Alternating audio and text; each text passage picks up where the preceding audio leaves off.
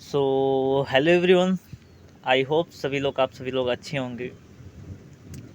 और आज की इस वीडियो में मैं बात करूंगा agriculture marketing trade and prices के बारे में बात करूंगा। और आज की इस वीडियो में मैं टॉपिक वन बात करूंगा। टॉपिक वन पूरा का पूरा कवर कराऊंगा जितना भी मिनट का हो। और मैं आपको बता दूं कि बीएससी एग्रीकल्चर की क्लासेस मैंने स्टार्ट कर दी है, प्लेलिस्ट भी बना दिया हूं मैंने। आप लोग अपना सब्जेक्ट देख कर प्लेलिस्ट को चेक कीजिए। जो भी सब्जेक्ट आपका है, जो भी सेमेस्टर हो, तो आप उस प्लेलिस्ट में जाकर चेक कीजिए और उस वीडियो को देखें। इससे पहले मैंने communication skill and personality development के बारे में बताया था और मैंने 4 लेक्चर कंप्लीट करा दिया हूँ। अभी और भी आगे बढ़ेंगे, इसके बाद 5वां लेक्चर भी स्टार्ट करूँगा, बहुत ही जल्दी स्टार्ट करूँगा, कोई चिंता की आवश्यकता नहीं है। और फिलहाल देखिए, आज का माहौल हमारे इधर तो बहुत अच्छा है, हमारे इधर बारिश हो रही है और आप लोगों को पढ़ाने में भी बहुत ही ज़्यादा मज़ा आने वाला है। तो बिना देरी के स्टार्ट करेंगे। चलिए ठीक है, पहले कलर चेंज कर लेता हूँ। चलिए ठीक है, स्टार्ट करते हैं हम। देखिए, हमारा टाइटल है, हमारा जो कोर्स का जो टाइटल है एग्रीकल्चर मार्केटिंग। और जो टॉपिक का टाइटल है, टॉपिक का नाम है agriculture marketing, concept and definition of market, marketing, agriculture marketing and market structure. ये हम 4 से 5 चीज़ें देखेंगे, क्या होता है क्या नहीं होता है, बहुत ही बढ़िया तरीके से देखेंगे। चलिए स्टार्ट करते हैं। थ्योरी से देखेंगे। जो हमारा एग्रीकल्चर मार्केटिंग होता है, यह उत्पादन का अत्यंत महत्वपूर्ण भाग है। साधारण भाषा में देख रहे हैं हम, इजी भाषा में क्या होता है क्या नहीं होता एग्रीकल्चर मार्केटिंग। तो देखते हैं। सबसे पहले जो हमारा ये एग्रीकल्चर मार्केटिंग होता है, यह प्रोडक्शन का एक महत्वपूर्ण पार्ट होता है। क्या होता है? एक पार्ट होता है। क्योंकि इसके बिना उत्पादन अपूर्ण माना जाता है, क्योंकि इसके बिना जो उत्पादन है, प्रोडक्शन अपूर्ण माना जाता है। देखिए, अभी आप उत्पादन कर लिए, प्रोडक्शन कर लिए, और यदि आप उसको सेल नहीं किए, उसका मार्केट नहीं किए, तो ऐसे में वो उत्पादन नहीं कहलाएगा। ओके। अभी देखा जाए तो उत्पादन के 5 उपादान होते हैं, वो तो आप जानते ही हैं। लेकिन ये जो मार्केटिंग है, ये भी एक, समझ लीजिए, एक पार्ट है हमारा। यदि मार्केटिंग नहीं हो रहा तो वो प्रोडक्शन अधूरा रहेगा। उत्पादन प्राप्त करने के साथ साथ उसकी समुचित बिक्री की व्यवस्था भी कृषक के लिए बहुत आवश्यक है। और आगे बढ़ते हैं। एग्रीकल्चर मार्केटिंग का राष्ट्रीय अर्थव्यवस्था में महत्वपूर्ण स्थान है, बिल्कुल स्थान है। जो एग्रीकल्चर मार्केटिंग है, इसका नेशनल इकोनॉमी में बहुत ही ज़्यादा रोल है। अतः आवश्यक हो जाता है कि किसी की समस्याओं का समाधान करके कृषकों को उपज का उचित मूल्य देकर प्रोत्साहित किया जाए, जिससे राष्ट्रीय आय में वृद्धि होगी तथा राष्ट्र समृद्ध होगा। इस प्रकार कृषि विपणन व्यवस्था में प्रचलित समस्याओं का समाधान कर कृषकों को कृषि के प्रति आकर्षित किया जाए, जिससे उत्पादन में वृद्धि हो सके। देखिए क्या कहना चाह रहा है। यह आवश्यक हो जाता है कि जो किसी की जो समस्याएं हैं, इनका समाधान करें हम। और समाधान करके क्या करें, किसको को उपज को उनका उचित मूल्य दें। मतलब क्या है कि एग्रीकल्चर मार्केटिंग में एक हमारा ये कर्तव्य बनता है कि हम कृषि की समस्याओं को देखें और उसका समाधान करें। समाधान करके हम क्या करें, किसानों को उनकी उपज यानी कि उनकी फसलों को हम उचित मूल्य देकर उनको प्रोत्साहित करें, उनका हौसला बढ़ाए, जिससे हमारा नेशनल इकोनॉमी में वृद्धि हो तथा राष्ट्र भी समृद्ध हो। समृद्ध का मतलब क्या है? राष्ट्र की उन्नति हो। चलिए ठीक है, हमारा हो जाता है यार। अगला देखते हैं। किसी विकास रणनीति के 3 स्तंभ होते हैं, बिल्कुल 3 स्तंभ होते हैं। कौन कौन से होते हैं? कृषि क्षेत्र में नई तकनीकी का विकास करना, बिल्कुल। और तकनीकी का विकास करके फार्मर के फार्म तक पहुंचाना।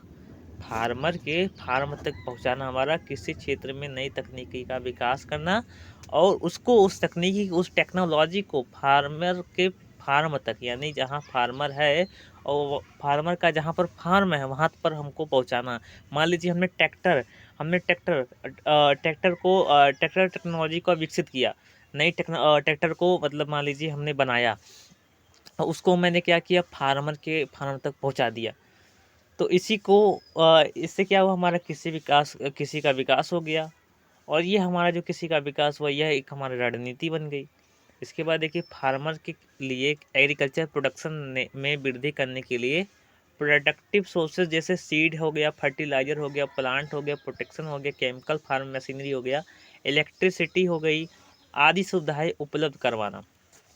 कहने का मतलब क्या है कि जो फार्मर के लिए जितने भी प्रोडक्शन में वृद्धि करने के लिए जो प्रोडक्टिव का सोर्सेज होते हैं, जो महत्वपूर्ण सोर्सेज जैसे बीज होता है, फर्टिलाइजर होता है, और जो प्लांट प्रोटेक्शन के लिए जो दवाइयाँ आती है, केमिकल जो आते हैं, पेस्टिसाइड, फंगिसाइड, ठीक है, जो भी आते हैं, केमिकल फार्म जो मशीन आते हैं, हमारे ट्रैक्टर रोटर कल्टीवेटर जो भी हो गया, तो ये सब सुविधाएं हम फार्मर्स को उपलब्ध कराएं। ऐसे में हमारा तभी हमारा कृषि का जो विकास हो पाएगा।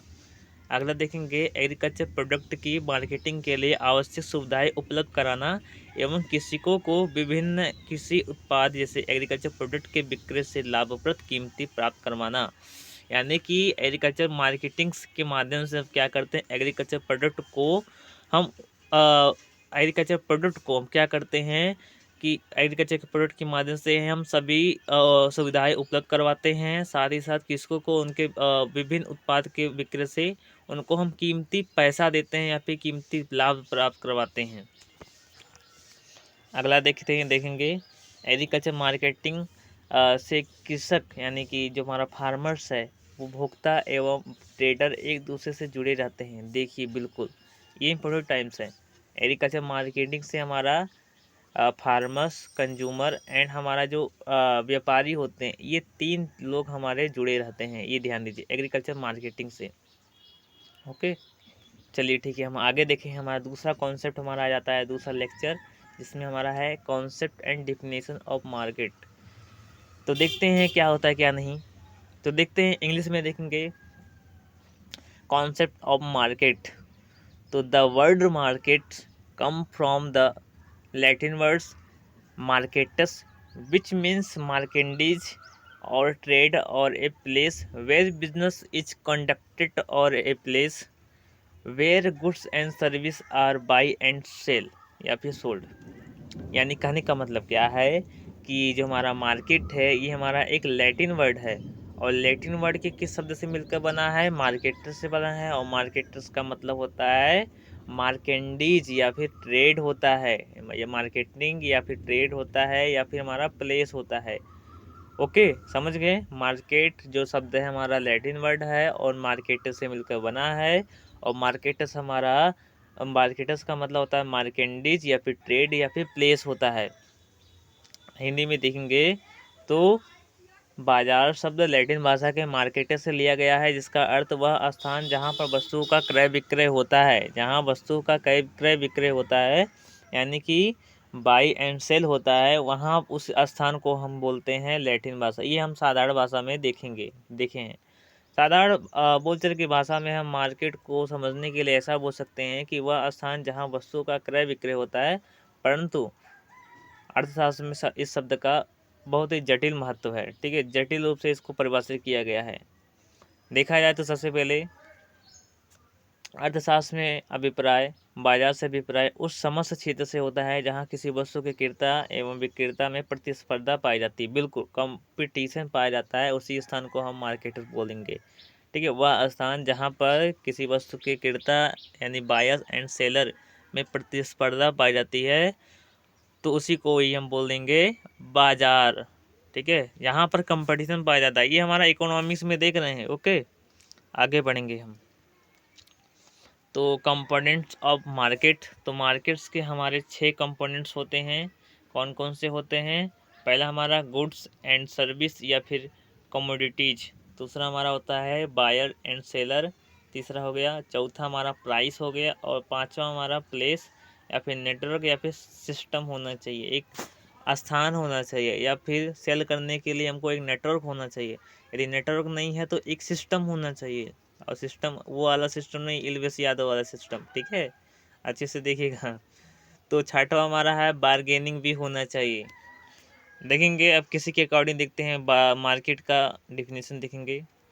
तो हमारा अकॉर्डिंग टू चैपमैन तो चैपमैन ने क्या बोला है कि the terms market refer not to a place but a commodity और commodities and buyer and seller of the same हो in direct competition with one another, यानी कहने का मतलब ये है, चेपन ने क्या बोला है कि जो मार्केट जो टर्म्स है ये किसी स्थान से नहीं लिया जाता है, किसी स्थान को मार्केट नहीं बोलते हैं, लेकिन लेकिन जहाँ पर हमारी कमोडिटी या फिर हमारी कमोडिटीज जो हमारी होती है, वहाँ पर बायर और सेलर में जब दोनों के बीचों में जब डायरेक्ट कंपटीशन होता है, एक दूसरे के में जब डायरेक्ट कंपटीशन होता है, उसी को हम बोलेंगे मार्केट।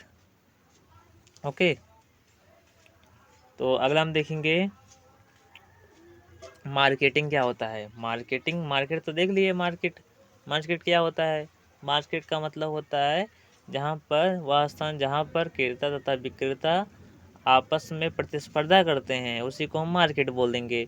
और मार्केटिंग क्या है देखेंगे, तो marketing is the economical process by which goods and service are exchange between the producer and the consumer and their value determined in the terms of money। यानी जो एक हमारा जो मार्केटिंग एक आर्थिक प्रक्रिया है जिसमें हम गुड्स गुड्स यानी वस्तुओं और सर्विस यानी सेवाओं का आदान प्रदान होता है, यानी प्रोड्यूसर से कंज्यूमर तक, यानी कि प्रोड्यूसर का मतलब क्या, उत्पादक से उपभोक्ता तक आदान प्रदान होता है। किसका, गुड्स और सर्विस का, यानी कि वस्तु और सेवाओं का जब आदान प्रदान होता है तो उसी को ही हम बोलेंगे मार्केटिंग। क्या बोलेंगे, मार्केटिंग बोलेंगे। यानी कि विपणन आर्थिक क्रियाओं के करने से है जिसके द्वारा वस्तुओं एवं सेवाओं का प्रवाह उत्पादक से उपभोक्ता अथवा उपयोगकर्ता तक होता है। देखिए मैंने इजी भाषा में बताया हूँ कि यह एक हमारी आर्थिक प्रक्रिया है जिसमें हम वस्तुओं एवं सेवाओं का आदान प्रदान होता है। किससे, एक उत्पादक से उपभोक्ता तक। चलिए ठीक है।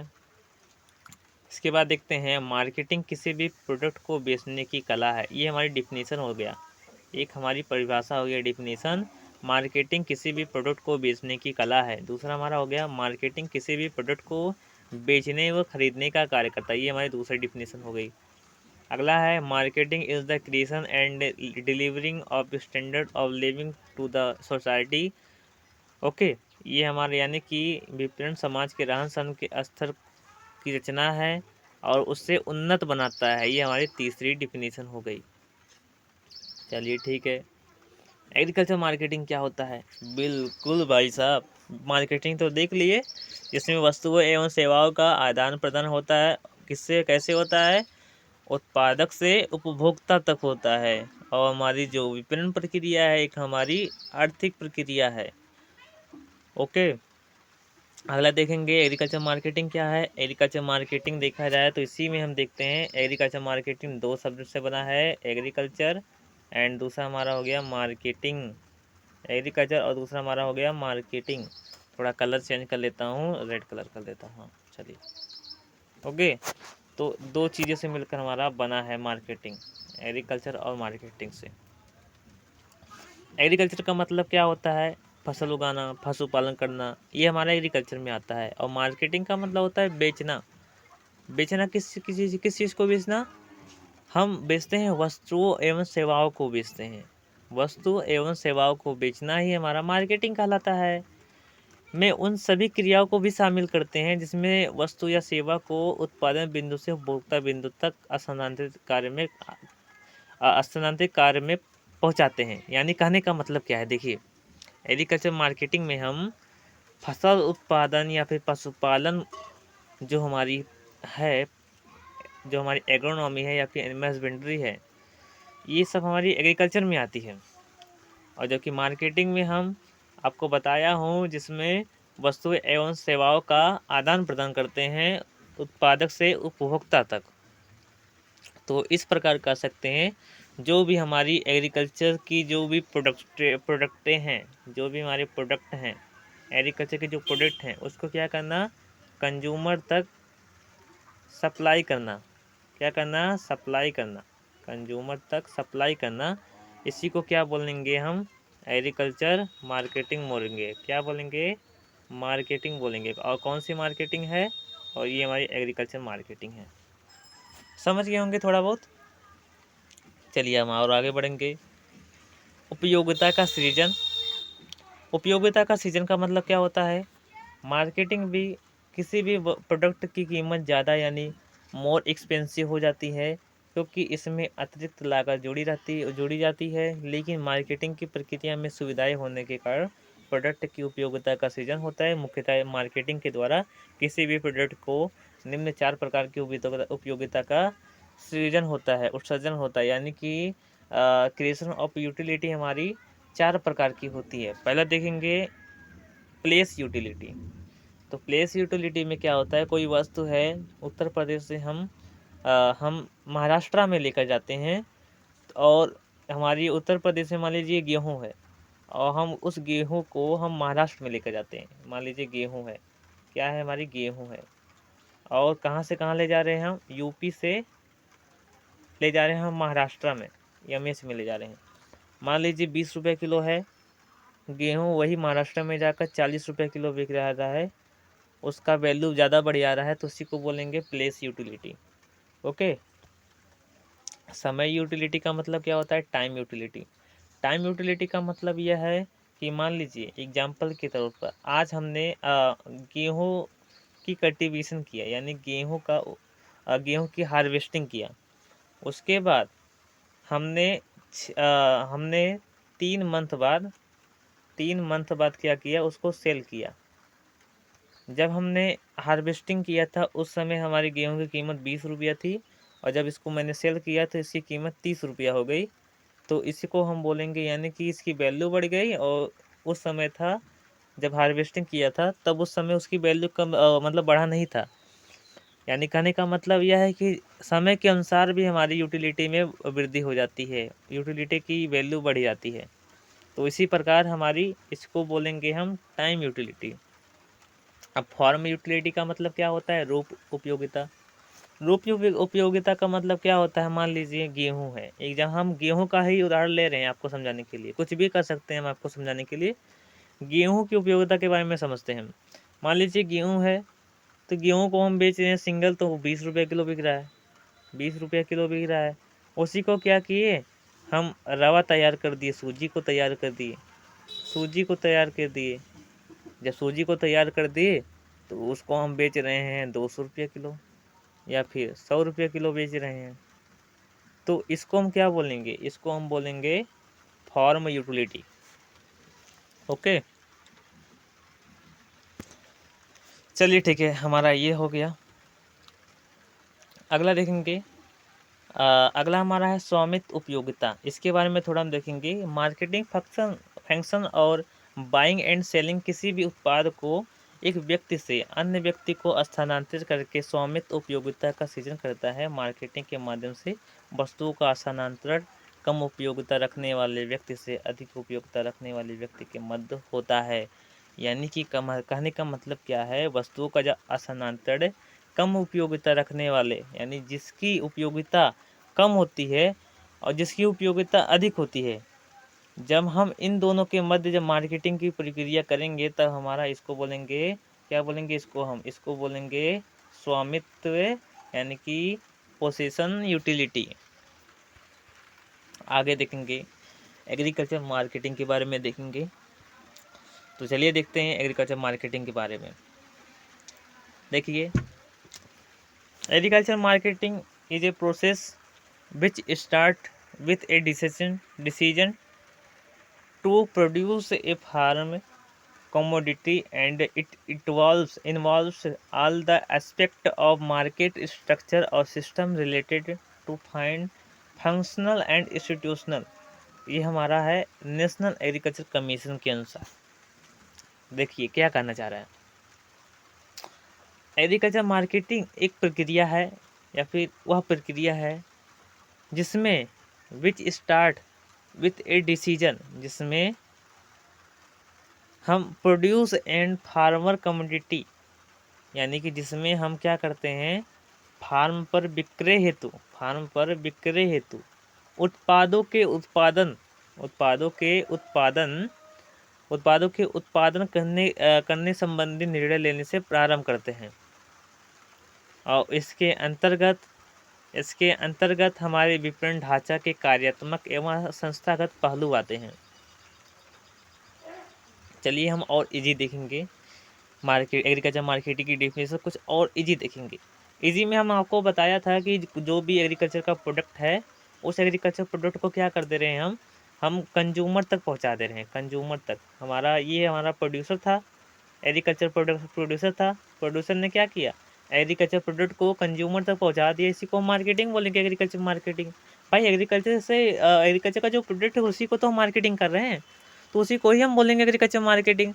और एग्रीकल्चर मार्केटिंग सहज है यार। देखिए एग्रीकल्चर मार्केटिंग दो वर्ड ही है, दो वर्ड आपको पता ही चल रहा है, एग्रीकल्चर और मार्केटिंग। एग्रीकल्चर का मतलब होता है जो भी एग्रीकल्चर से चीज़ें हैं, जो भी प्रोडक्ट हैं, कोई भी एग्रीकल्चर का प्रोडक्ट हो सकता है, डेयरी का भी कोई भी प्रोडक्ट हो सकता है, वो भी हमारा एग्रीकल्चर में ही इन्वॉल्व है। फिशरी का हो सकता है, वो भी हमारा एग्रीकल्चर का प्रोडक्ट ही है।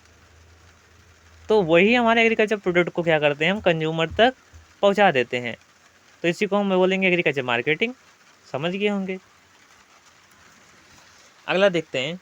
मैकलिन के अनुसार विपणन का अर्थ स्थान, रूप, समय तथा स्वामित्व उपयोगिता को बढ़ाना है, जबकि व्यावहारिक रूप में इसका अर्थ कुछ आवश्यक कार्यों को करना है, जैसे एकत्रित करना, पैकिंग, यातायात, संग्रह, व्यवस्था करना, जोखिम, रहन सहन बेचना आदि। यानी कि देखा जाए मैकलिन ने मार्केटिंग का ही यूज किया है, एग्रीकल्चर मार्केटिंग का डिफाइन नहीं किया है।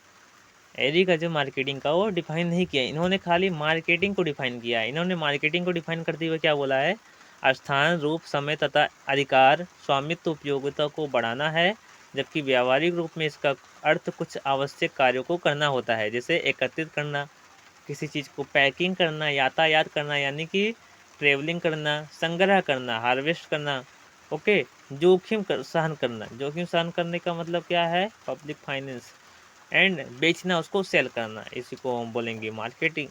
अगला देखेंगे, एग्रीकल्चर मार्केटिंग में वो सभी कार्य एवं एजेंसियां शामिल है जो फार्म पर उत्पादित खाद्यान्न, कच्चा माल एवं उनसे बनने वाले माल जैसे वस्त्र इत्यादि का फार्म से अंतिम उपभोक्ता तक पहुंचाता। बिल्कुल आसान शब्दों में बता दिया है।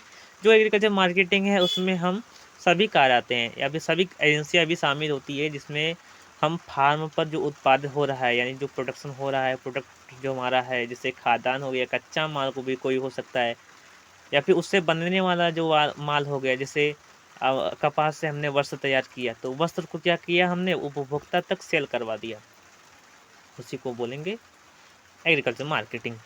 चलिए ठीक है, हम और आगे बढ़ते हैं। मार्केटिंग क्रियाओं का कृषकों, मध्यस्थों और उपभोक्ताओं पर पड़ने वाले प्रभाव का अध्ययन भी किसी विपणन के अंतर्गत किया जाता है।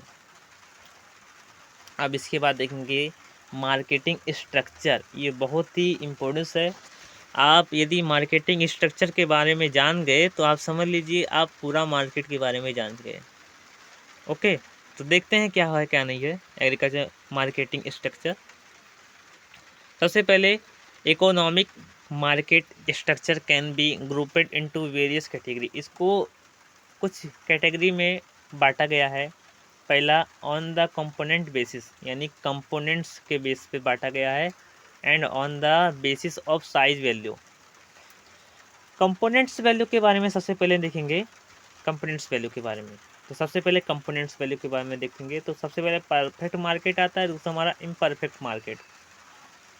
देखिए सबसे पहले परफेक्ट मार्केट को छोड़िए, दूसरा हम देखेंगे इनपरफेक्ट मार्केट। तो इनपरफेक्ट मार्केट को भी फिर से हमने दो भागों में बांटा गया है, on the basis of seller and on the basis of buyer, यानी कि विक्रेता के अनुसार बांटा गया है, एंड जो हमारे खरीदार है उसके अनुसार भी बांटा गया है। तो देखेंगे क्या है क्या नहीं। तो सबसे पहले देखेंगे विक्रेता के अनुसार। तो विक्रेता के अनुसार देखा जाए तो हमारा आता है सबसे पहले मोनोपोली, दूसरा हमारा आता है ड्यूपोली, तीसरा हमारा आता है ओलिगोपोली, और चौथा हमारा आता है monopolistic. Okay, monopoly, duopoly and oligopoly and monopoly, ये हमारा हो गया। अब इसी के बाद हम देखेंगे ऑन द इसके बाद हम देखेंगे on the basis of buyer के अनुसार। बायर के अनुसार देखा जाए तो बायर के अनुसार हमारा आता है एक मोनोप्सोनी, दूसरा हमारा आता है ड्यूसोनी और तीसरा आता है हमारा ओलिगोप्सोनी। एंड सेकंड हमारा आता है, ये सेकंड हमारा क्या है, एक मिनट, सेकंड हमारा दिया गया है on the basis of size volume. तो साइज वैल्यूम में हमारा देखा जाए तो होलसेलर मार्केट होता है एंड रीसेलर मार्केट होता है। तो सबसे पहले होलसेलर मार्केट में बात करूँ तो वहाँ पर होलसेलर मार्केट में हम होलसेल भाव में ख़रीदते हैं और ये ही होलसेलर भाव वाले क्या करते हैं, रीसेलर कहलाते हैं।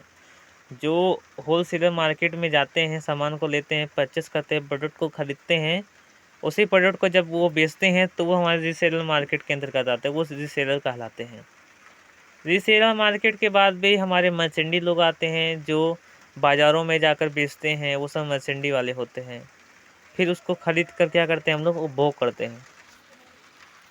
चलिए ठीक है, हम और आगे बढ़ेंगे। तो on the basis of components, तो perfect market and imperfect market. तो परफेक्ट कंपटीशन मार्केट में देखते हैं क्या दिया गया है, क्या नहीं दिया गया है। ओके, तो पूर्ण प्रतियोगिता बाजार की वह स्थिति है जिसमें एक समान वस्तु के बहुत अधिक विक्रेता एवं विक्रेता होते हैं। क्रेता विक्रेताओं की संख्या अधिक होने के कारण एक क्रेता तथा विक्रेता बाजार की कीमत को प्रभावित नहीं कर सकता। बिल्कुल, तो देखिए परफेक्ट मार्केट में क्या होता है, बहुत सारे क्रेता और विक्रेता मौजूद होते हैं और उन सभी में कंपटीशन चलता है। ठीक है, इनमें कंपटीशन चलता है। कंपटीशन किस प्रकार से चलता है कि इसमें हम कीमत को हम फिक्स नहीं कर सकते। जितना कीमत पर मिल रहा है उसको हम सेल करना ही पड़ेगा। जैसे मार्केट में जाएंगे आप वेजिटेबल करने के लिए, तो वेजिटेबल्स में आप सस्ता भी पा जाओगे, महंगा भी पा जाओगे। फ्रूट में जाओगे तो कहीं पर सस्ता आपको देगा, तो जो फ्रूट में आपको सस्ता देगा उसकी क्वालिटी कम रहेगी। ऑयल्स भी उसी प्रकार से, ग्रेन्स भी आते हैं, दाने भी आते हैं उसी प्रकार से। अगला देखते हैं इन परफेक्ट कंपटीशन मार्केट, जिसमें अपूर्ण प्रतियोगिता पाई जाती है। यह अपूर्ण प्रतियोगिता की वह स्थिति है जिसमें विभिन्न वस्तु न के समरूप किंतु मिलती जुलती वस्तुओं को बेचने वाली बहुत सी छोटी छोटी फार्में होती है। इसमें एक और वस्तु विभेद के कारण प्रत्येक विक्रेता अपने क्षेत्र में एक छोटा सा एकाधिकारी होता है तथा एक सीमा तक वह वस्तु की कीमत को प्रभावित कर सकता है। यानी कहने का मतलब यह है कि अपूर्ण प्रतियोगिता में सिर्फ एक व्यक्ति होता है, ज़्यादा क्रेता विक्रेता मौजूद नहीं होते हैं। विक्रेता खाली एक होता है, जबकि क्रेता यानी उसको खरीदने वाले बहुत सारे लोग होते हैं। और वही जो विक्रेता होता है एक कीमत को अपने अनुसार निर्धारित करता है कि कितने रुपये प्राइस में इसको बेचूं, कितने रुपये में नहीं बेचूं। मान लीजिए आलू को बेच रहा है तो आलू को यदि चाहे तो 20 रुपये में बेच सकता है, 40 रुपये में बेच सकता है, 60 रुपये में बेच सकता है। यदि लेना होगा तो ले सकते हैं, नहीं लेना तो कोई बात नहीं। अगला देखेंगे on the basis of seller. Seller के अनुसार देखा जाए तो मोनोपोली मार्केट हो गया। तो मोनोपोली में क्या होता है कि जिसमें केवल एकमात्र विक्रेता होता है और एकाधिकार बाजार दशा में वस्तु का एक अकेला विक्रेता होने के कारण विक्रेता का वस्तु की सप्लाई या फिर प्राइस पर संपूर्ण नियंत्रण होता है। बिल्कुल, मैंने आपको जो दूसरा नंबर बताया हो इन परफेक्ट मार्केट में, उसी का एक समझ लीजिए नया वर्जन है। ओके, और मोनोपोली मार्केट। इसके बाद अगला हमारा आ गया, इसको उदाहरण देखा जाए तो माइक्रोसॉफ्ट एंड विंडोज़ जो कंपनीज है ये हमारी आ जाती हैं। चलिए ठीक है, आज की इस वीडियो में बस इतना ही रहने देते हैं। वीडियो बहुत बड़ा हो गया है। ठीक है, और आशा करता हूँ आपको बढ़िया लगा होगा वीडियो। धन्यवाद।